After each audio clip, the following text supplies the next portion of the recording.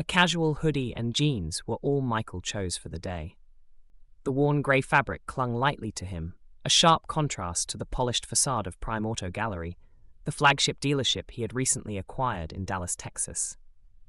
The sweltering heat shimmered on the asphalt, casting waves over the lineup of luxury cars parked neatly in front. Their glossy exteriors reflected the relentless sun like mirrors. Michael parked his modest hatchback at the edge of the lot, avoiding the reserved spaces near the entrance. He stepped out, tugged at his hoodie, and took a moment to scan the dealership's modern glass facade. Dressed deliberately to blend into the background, Michael wanted no special treatment. His sneakers scuffed slightly against the pavement as he walked toward the doors. The glass reflected his casual demeanor, an almost anonymous figure. Inside, he could see a small group of employees chatting near the reception desk. Laughter carried faintly through the pristine, air-conditioned environment. Michael stepped through the doors, and the sharp scent of leather and wax greeted him. The bright showroom lighting gleamed off rows of pristine vehicles, each an emblem of wealth and precision engineering. Conversations hushed as he entered, and subtle glances flicked toward him. Employees exchanged brief looks before one man stepped forward. "Can I help you?" The man's voice was polite but cool, his expression carefully measured. He was in his mid-40s, with slicked-back hair and a tailored suit that exuded authority. A clipboard in hand and an air of efficiency made it clear he was in charge. "Just looking around," Michael said casually, gesturing at the rows of cars. His tone was calm, but his eyes were observant, taking in every detail, from the staff's movements to the arrangement of the vehicles. The man's eyes narrowed slightly, scanning Michael from his sneakers to his hoodie. "Are you shopping for something specific?" he asked, his voice tinged with doubt. Michael shrugged, his lips twitching into a faint smile. "Maybe. Thought I'd see what's on offer first." The man's polite mask faltered ever so slightly. "Most of our inventory requires pre-qualification," he said, his tone carrying an unspoken implication. "If you're serious about buying, we can set up a consultation." Michael's brow arched, but his expression remained calm. "Pre-qualification?" "Yes." The man's lips tightened into a smile. "Many of our vehicles start at 7 figures. Perhaps I could direct you to something more accessible." Michael took a step closer to a sleek black coupe parked under a spotlight. Its aerodynamic lines seemed to flow like water, and its presence radiated power. He brushed his fingers against the door handle, noting how the man stiffened. "Nice car," Michael said, his tone light. "It is," the man replied, his voice curt. "But if you're not pre-qualified, I'll have to ask you not to touch the vehicles." Michael's hand fell back to his side. He turned to face the man, his expression unreadable. "And what do you recommend for someone like me?" The man blinked, his composure wavering for a fraction of a second before he straightened. "I'll be right back," he said, walking briskly toward the reception desk. Michael watched him go, his gaze steady. The man returned a few minutes later with a printout. "Here are some options," he said, handing it over. "These models are more suitable for your situation." Michael unfolded the paper, his eyes scanning the list. Used sedans, an older SUV, a compact hybrid. The faintest trace of amusement flickered across his face before he folded the paper and slipped it into his pocket. "Thanks," he said, his voice even. The man nodded stiffly. "I'm just trying to be realistic with you. Prime Auto Gallery isn't for everyone. I don't want to waste your time." Michael's smile didn't reach his eyes. "Honest of you," he said softly. "How about this? Let me speak to the owner. Think you can arrange that?" The man's expression faltered, confusion flashing across his face. "The owner?" "That's right," Michael said. "Shouldn't take long." "I'm afraid that's not possible today," the man said, his voice sharp with irritation. "The owner doesn't just drop by. They're busy."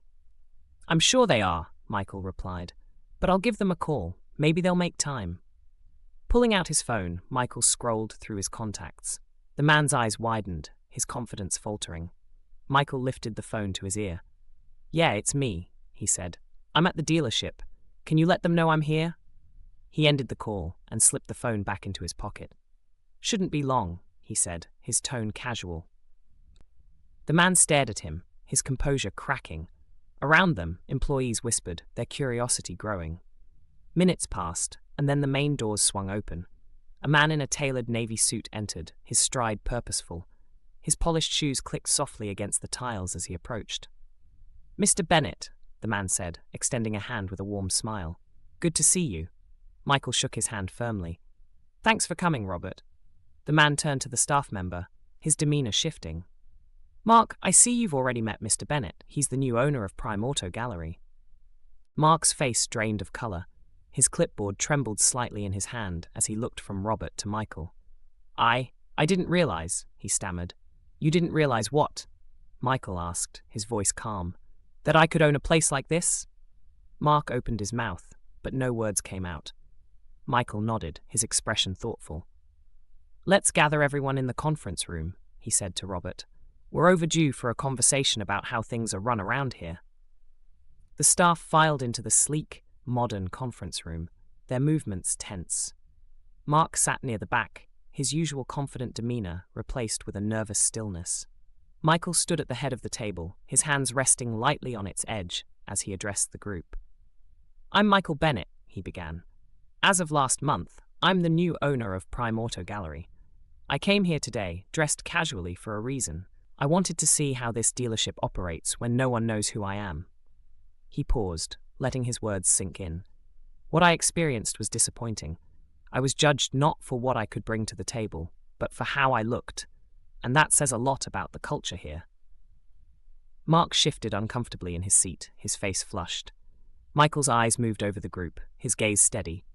"This isn't just about me," Michael continued. "It's about every person who walks through those doors. Every customer deserves respect, regardless of their appearance or background. We're not just selling cars, we're building trust and relationships. From now on, this dealership will operate on respect, inclusivity, and fairness." He turned to Mark. "Do you have anything to say?" Mark's voice was shaky. "I made a mistake. I'm sorry." Michael nodded. "Thank you for acknowledging that. Change starts with accountability. Moving forward, we'll implement new training programs to ensure our values are upheld. If anyone has an issue with that, now's the time to speak up." The room was silent. Michael's gaze swept across the employees, ensuring they understood the gravity of his words. "Good," he said finally. "Let's get to work. And remember, how we treat people matters more than anything we sell." As the staff began to leave, Mark lingered by the door. He approached Michael hesitantly. "Mr. Bennett, I thank you for giving me a chance to do better. I won't let you down." Michael's expression softened slightly. "Actions speak louder than words, Mark. Show me you mean it." Mark nodded, his resolve clear. Michael watched him go before turning to Robert. "Let's set up a follow-up meeting," he said. "We've got a lot to do."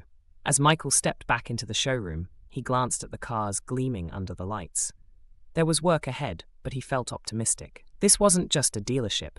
It was an opportunity to build something better, and he was ready to lead the way.